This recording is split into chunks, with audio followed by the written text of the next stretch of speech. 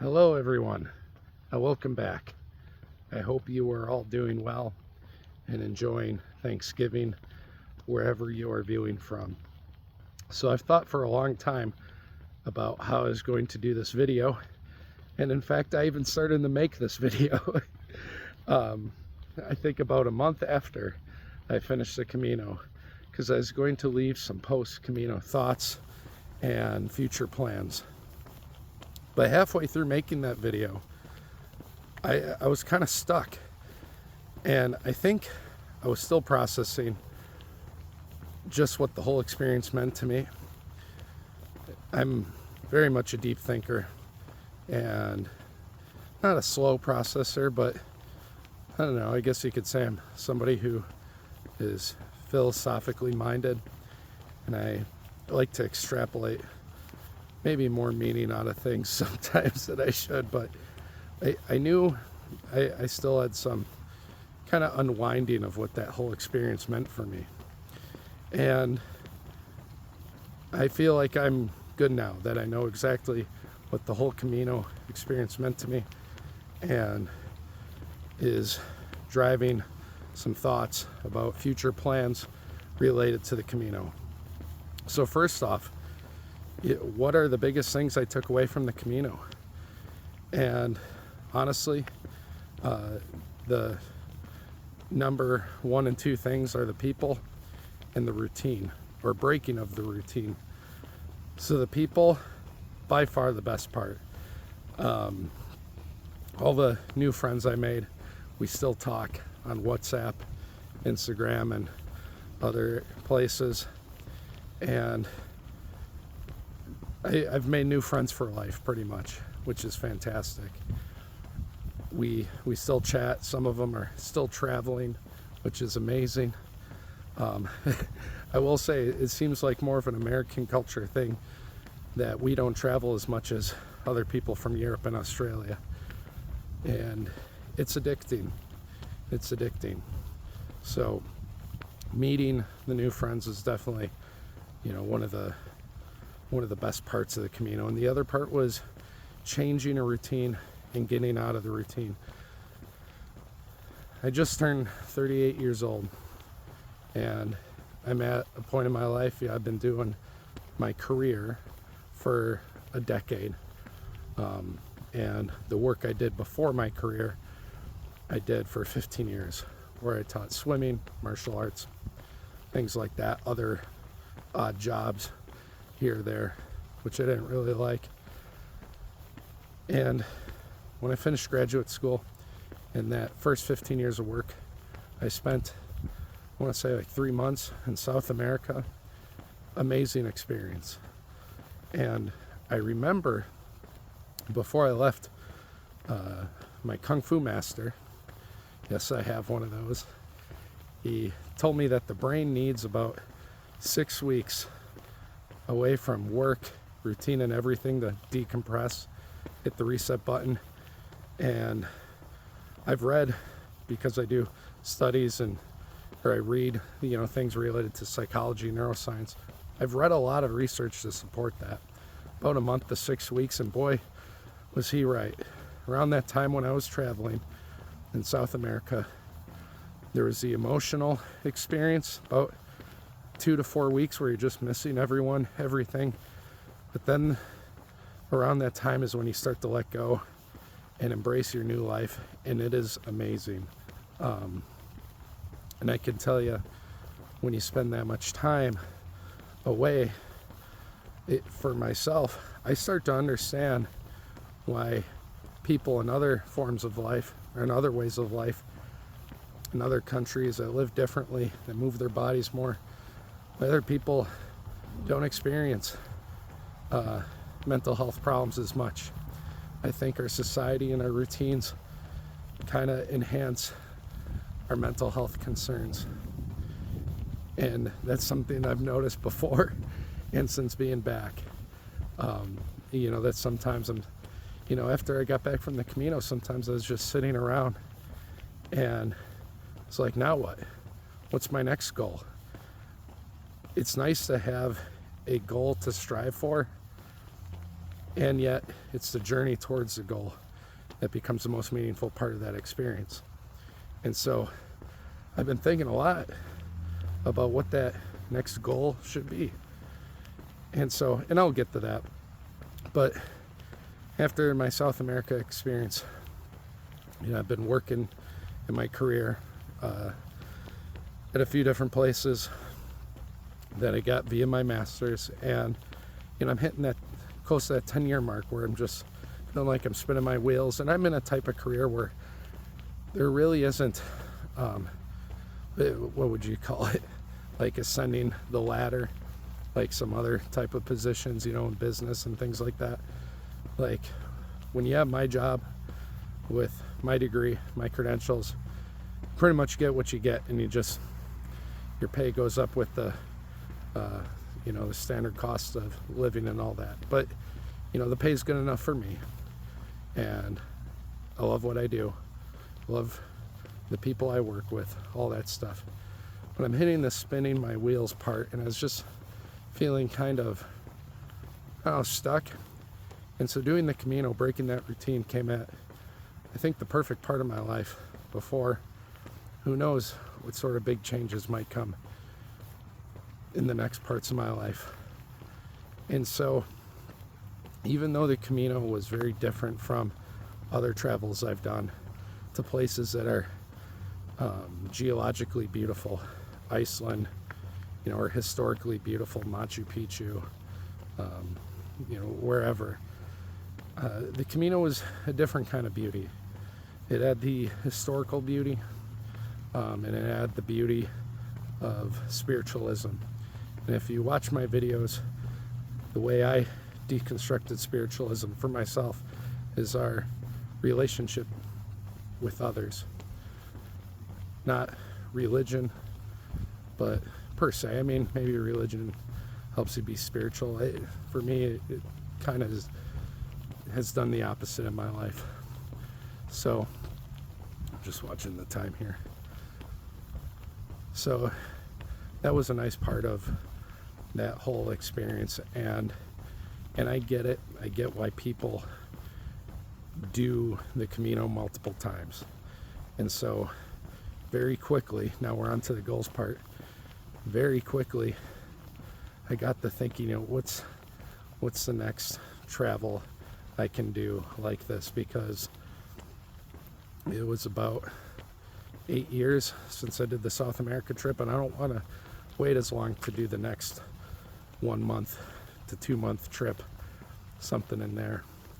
And so I talked to my Camino friends, and we discussed doing another one in 5 years, summer 2028. And I'm going to give them reminders each year. I have it in my calendar, and I've already said it, that we're going to do the Del Norte, which starts from the border, France, Spain, but you go along the northern coast. And if you look at an elevation map, it goes up, down, up, down, up, down, up, down, way more hilly, but we've done the Francaise. And not that our legs will keep the muscles and our bodies will be as prepared 5 years from now, but I think I'll know what to expect a little bit more, and I think I'll be less mentally worried about the whole experience. I'll say this is one thing, before the Camino I had a lot of questions and asked a lot of people things in forums, and a lot of people said, you'll be fine, but of course there's always one out of every 10 or 20 people that says kind of the opposite. It's like, no, you have to have this, or else your Camino's ruined. You need this, you need that, you need a sleeping bag. And it's just a total bunch of BS. Don't buy into anything that people say. I could have packed so much lighter. My Korean friend Hoi-chan, he got rid of his sleeping bag not even a week into the Camino. And so next time, not only will I know I can have the same amount or less weight, I'll just be less worried. And I think I'll be more prepared, because I'll know exactly what type of physical shape to get myself into. Really, if you can walk 5 hours a day and take 1 or 2 breaks in there for 30 minutes, and do that just a couple times a week, you'll be more ready than most. So the Del Norte, summer 2028. I'm saying this now to hold myself accountable, and I'm saying it often to make sure I do it. Will I do a Camino before then? Possibly. There's a guy on YouTube, I love his videos, and if you want to watch A-tier Camino content on YouTube, don't watch my videos. My videos, you know, it's just a guy with no real experience, but you know, I try to offer something different and unique. I hope y'all can appreciate that. But there's a guy named Efren Gonzalez, and if you YouTube Walking with Efren, E-F-R-E-N, he has the best videos, and he's done all the Caminos. There are way more Caminos than I even thought. Great guy, and he has playlists where he's done the Del Norte, the Portuguese, and one that he spoke really highly of is the Portuguese, the coastal route. I've heard a lot of people complain about the inland route because you're walking along traffic and there's like no space between you and cars, but the coastal route I've heard is beautiful. And yeah, so that's a 2-week Camino. The Del Norte, by the way, that's another, you know, 5-week Camino and 4 or 5 week Camino. So Del Norte 2028, maybe I'll do the Portuguese route before then. Are there any other Caminos I'm interested in? I mean, there's a couple that have spurred the thought of it. One, you go from England to Rome, and that would take about, you know, 2.5 months, something like that. And then there's another one, the Geneva way, where you go from Geneva, Switzerland, on the west side to the south central part of France, a place called Le Puy. Look it up on Google Images, L-E space P-U-Y. They have these incredible statue of Mary and Jesus and this church on top of these hills, and you start the Camino by walking through the floor of the church. It opens up, you walk down these stairs, you go from Le Puy to Saint-Jean-Pied-de-Port, where you can begin the Camino Frances.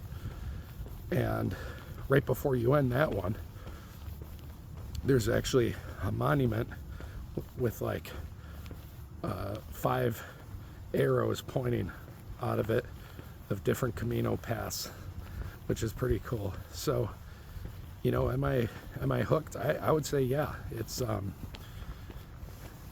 is one of the best experiences I've ever had. And look, I know how hard it can be to get away from your routine, your family, your friends. And I'll say doing this experience, it helped deepen my gratitude, and I never felt better physically, emotionally, and spiritually all at the same time. You know, maybe at some points in my life I felt a little bit better physically, you know, but in the combination of all three, it's the best I ever felt. And I'll tell you, when I got back, and my other Camino friends have shared the same sentiment, my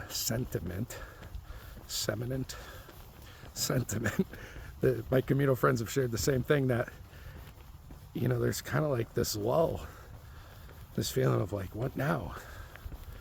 And it feels really good to have a goal. And I think I needed to solidify that in my mind before I made this video. And that goal is driving me. And one of the things the Camino show me, that, you know, I need to take better care of myself physically.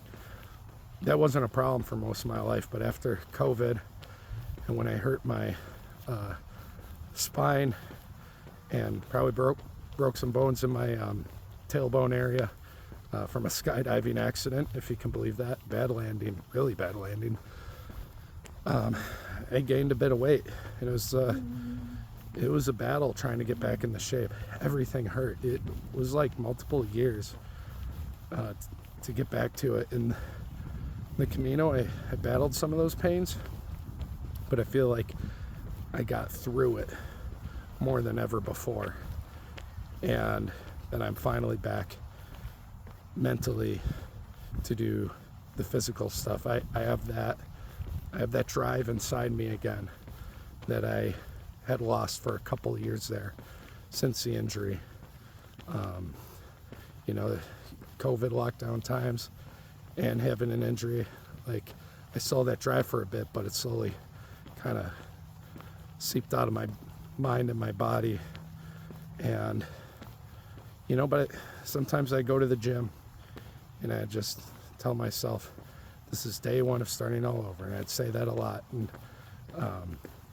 And I knew I needed to do something kind of like boot camp style in a positive way. Like I was even thinking, man, you know, I wouldn't mind going to prison just so I could work out every day and have a simple life. I don't want that, by the way, but you know, you get what I'm saying. And having the Camino, waking up 5-6 hours of walking every day, it was exactly what I needed when I needed it. So yeah, I have the drive back. I'm making more goals for myself. It has led to some more positive changes physically, and I'll even say mentally. You know, I still meditate. I'm not meditating as often as I was before, and I know I got to be better at that. But I notice an increased patience in myself as well. I've been trying really hard to have more grace.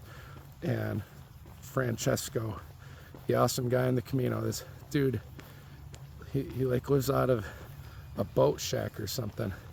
You know, he put the credential, the Camino certificate, like crumpled up in his pocket, and he was upset that they got the Latin version of his name wrong.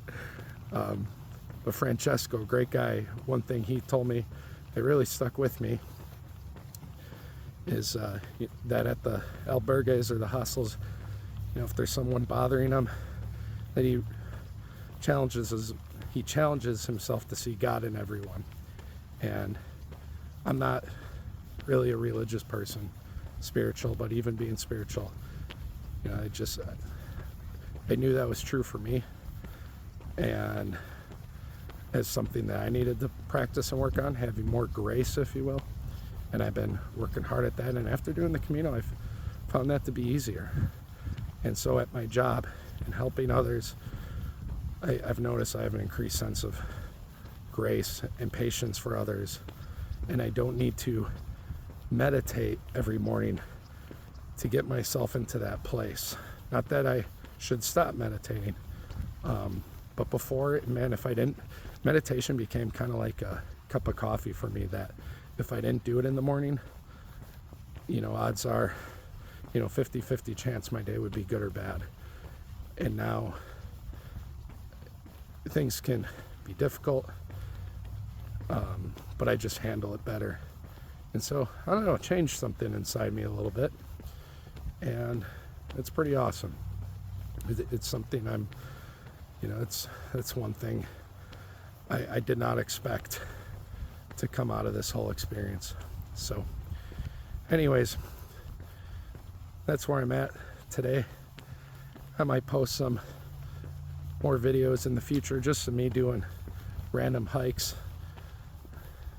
I'll still be traveling, and yeah, if I go on any hikes, I might throw together a video just of some of the highlights and things like that. So anyways, hope you're all doing well wherever you're viewing from. Have a happy Thanksgiving, and buen Camino.